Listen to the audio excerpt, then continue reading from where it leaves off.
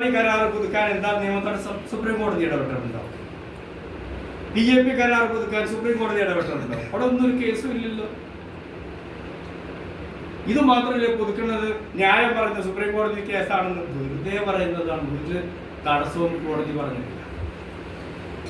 4/2014 എന്ന് പറയുന്ന ഒരു കേസ് നിലവിൽ ഇപ്പോൾ സുപ്രീം കോടതിയിലുണ്ട്. അതാണ് പ്രമാദമായ ഒരു കേസ് ആകെ ഉള്ളത്.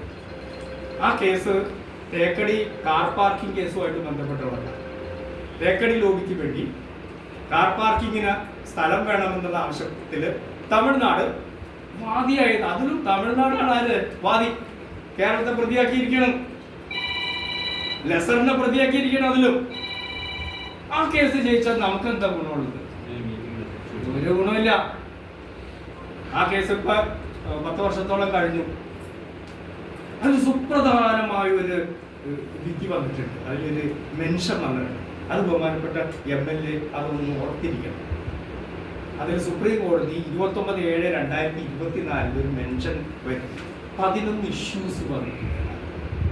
കേസ് കാർ പാർക്കിങ്ങിന്റെ ആണെങ്കിലും മുല്ലപ്പെരിയാർ പാട്ടക്കരാറുമായി ബന്ധപ്പെടുത്തിക്കൊണ്ട് 4 ചോദ്യങ്ങൾ സുപ്രീം കോടതി ചോദിച്ചിട്ടുണ്ട്. ആരുടെ ഭാഗ്യം കൊണ്ടാണെന്ന് ചോദിച്ചാൽ നമ്മുടെയൊക്കെ ഭാഗ്യം കൊണ്ടാണ്.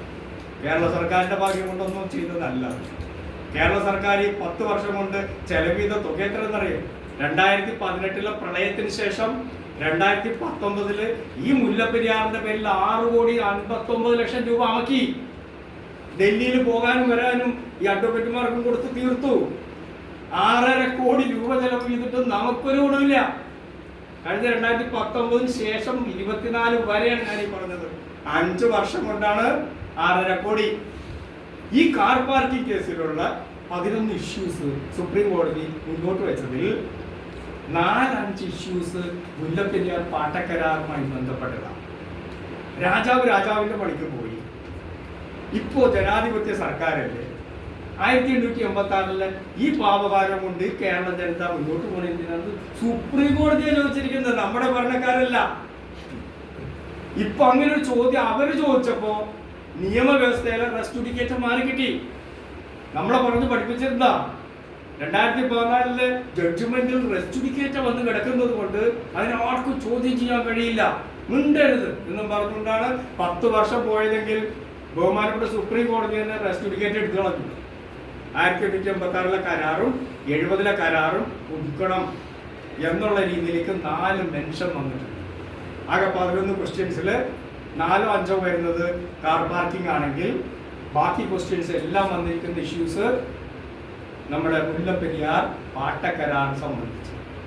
അതെങ്കിലും ഒന്ന് കേരള സർക്കാരിനെ എടുത്ത് ചെയ്തിട്ടില്ല.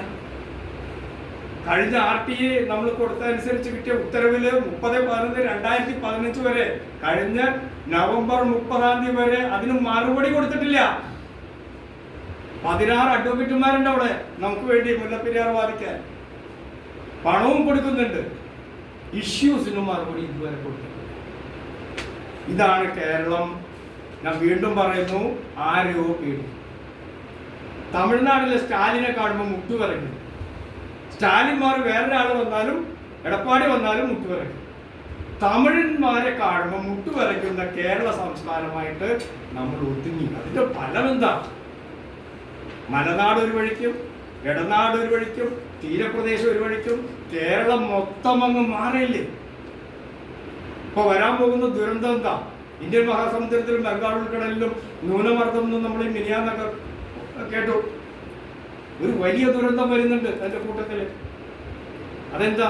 കുസാറ്റിലെ എഞ്ചിനീയർമാരോട് സംസാരിച്ചപ്പോൾ മുല്ലപ്പെരിയാർ ഡാമുമായിട്ട് ബന്ധപ്പെട്ട് ഞങ്ങളുടെ കോർഡിനേഷൻ കൗൺസിലിന് കുസാറ്റിലെ ഒരു കൂടിക്കാഴ്ച ഉണ്ടായിരുന്നു.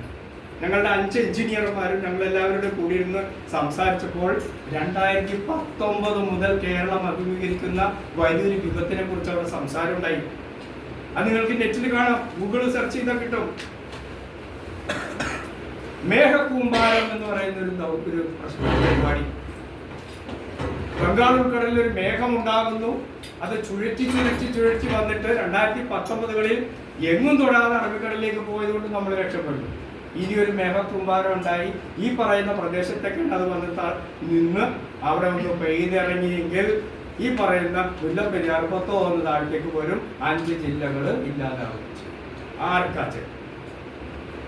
എല്ലാ നേതാക്കന്മാരും പറയും മുല്ലപ്പെരിയാർ അപകടത്തിലാണെന്ന്. കേരള സർക്കാർ എഴുതുന്നുണ്ട് this is an impending disaster എന്നാണ് കേരള സർക്കാർ water resources department additional chief secretary വന്നിരിക്കുന്ന കത്ത്. അതേപോലെ തന്നെയാണ് എഞ്ചിനീയർ ചീഫ് എഞ്ചിനീയർ വന്നിരിക്കുന്നത്. ചരിത്രത്തിൽ ജീർണാവസ്ഥയിൽ പറയുന്ന മുല്ലപ്പെരിയാർ 130 വർഷമായിട്ട് ചോദ്യചിഹ്നമായി നിൽക്കുന്നു എന്നാണ് ചീഫ് എഞ്ചിനീയർ എഴുതിയിട്ടുള്ള കത്ത്. അപ്പൊ അവർക്കൊക്കെ അറിയാമിത്. ഈ എറണാകുളം ജില്ല ഉൾപ്പെടെയുള്ള എല്ലാവരും ഒഴുകിപ്പോയിക്കോട്ടെ എന്നുള്ളതാണ്. ഒരു മഹാദുരന്തം ഉണ്ടാകുമെന്ന് ആർക്ക് പറയാൻ കഴിയും? അപ്പൊ നമ്മൾ നിൽക്കുന്നത് അനാസ്ഥയുടെ പടുകുഴിയിലാണ്. അതിനെയാണ് നമുക്ക് തിരുത്തേണ്ടത്. അതിനുള്ള മാർഗമാണ് നിങ്ങളുടെ ഈ പറയുന്ന റോട്ടറി ക്ലബ്ബ് അംഗങ്ങൾ അടക്കമുള്ളവരുടെ ഭാഗത്തു നിന്നും ഉണ്ടാകേണ്ടത്. ഇത് തിരുത്തപ്പെടണം. കേരളത്തിൽ നമ്മളെല്ലാം മണ്ടന്മാരായി ജീവിക്കുന്നതിന് പകരം ഒരു ദിവസമെങ്കിലും നമുക്ക് തലയുയർത്തി നിൽക്കാൻ പറ്റുന്ന രീതിയിലുള്ളൊരു സംവിധാനത്തിലേക്ക് മുല്ലപ്പെരിയാർ അടക്കമുള്ള കരാറുകൾ മാറ്റി എഴുതണം. അതിനാവശ്യമായിട്ടുള്ള എല്ലാ സഹായ സഹകരണങ്ങളിലും നിങ്ങളുടെ ഭാഗത്തുണ്ടാകുമെന്ന് മാത്രം ആഗ്രഹിച്ചുകൊണ്ട് ഞാൻ നിർത്തുന്നു. നന്ദി, നമസ്കാരം.